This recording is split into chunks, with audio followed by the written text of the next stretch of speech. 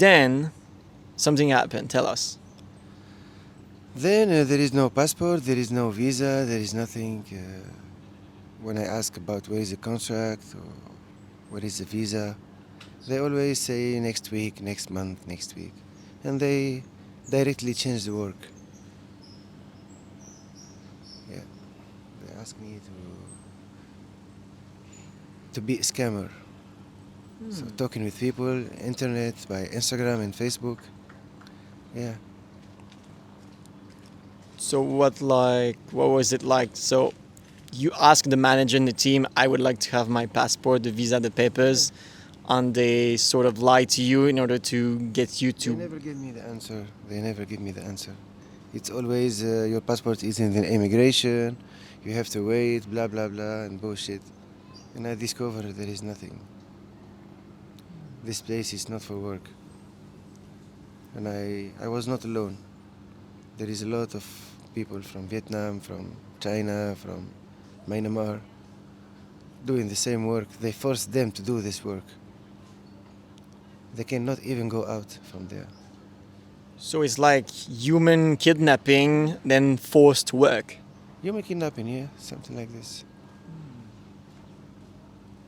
So since the moment you understood that you were stuck there until you sort of got out, how many days? It takes long times, yeah. I spent like 23 days. They put me in the room, private room. It's like a prison. Yeah, because I do picture and I send some email to some embassy, try to get help. So they discover this, they take my phone and they beat me for 23 days. And how many people was there in this local, this house or this office? It was from my country, it was like 30 people. Yeah. And from another country, maybe 200 people. Whoa. Yeah. And they ask you to do forced work of scamming people online. No, they don't tell you to scam. First, they tell you just to talk with people normally, to be friends with them. For what is the reason, I don't understand. They didn't tell you anything. This is the first step. You have to do this. And then there is another step. I don't know what they do, how they do to take money of people. Something like Bitcoin, related to Bitcoin, crypto money, or something like this. Yeah. And so it was forced work for the 200, 250 people out there. So did you work? Did you do it? I do it for a couple of weeks. Yeah. Just talking with people, try to be friendly with them. Kind of communication, you know, hi, how are you, how old are you, what do you do? And finally I discovered they use us for the first step to get information about the customer. And then they know how to go and take the money. And I was the first one say no. So I was the first one. They take my passport and they put me in the private room. Yeah. Are you able to share us a little bit what happened to you compared to the others? They put me in the private room for 23 days. They beat me and they say if you talk about this or talk about what happened to you with your friends, you will never go back in home. Yeah. I'm full of empathy. That must have been so challenging. I didn't know about this. I was just trying to change my life, to help my family and to have a good life, artistic life. I was thinking it's like this. But finally I discovered there is another people from my country come and fake recruitment. And the work is not a communication or society or, I don't know. It's totally different. Whoa. So it's been a couple of months. How long it has been that you're out of this whole story? No, it's gonna be like 2 months maybe. 2 months. Yeah. And after 23 days, like, how did you manage to get out? What happened? Yeah, this is it. It was not. Uh, it was difficult for me first, yeah, because I was fighting like mentally and physically also. I was tired. I cannot sleep, and I was thinking how to get out from there. But first thing, I'm alive. Okay, take care about my health, and step by step, I do some meditation.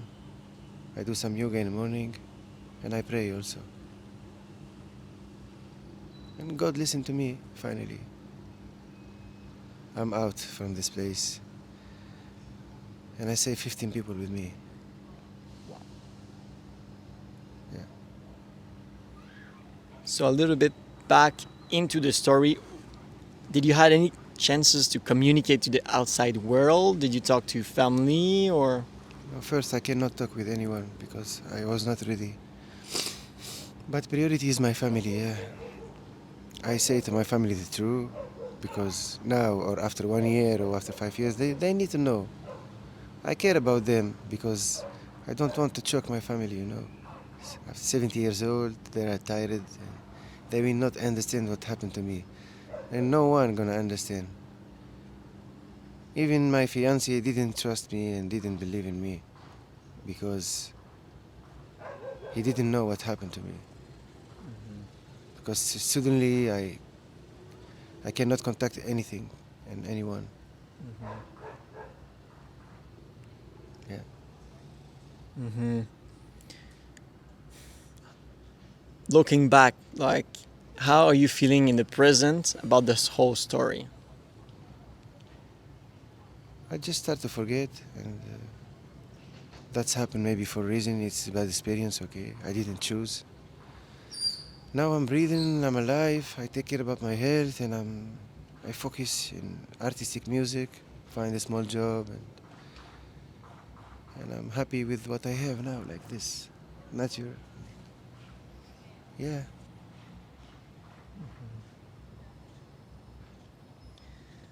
What are some of the kind of big lesson that you got out of this about the people in the world, different types of interests in the world, or what people are willing to do in order to achieve some goals, whatever they are? Maybe they need to be careful, and it's all about trust also.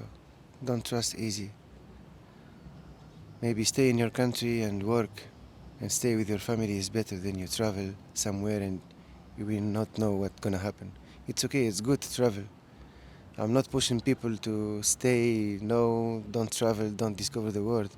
If you can do this and have the opportunity to do, just go. Live the experience.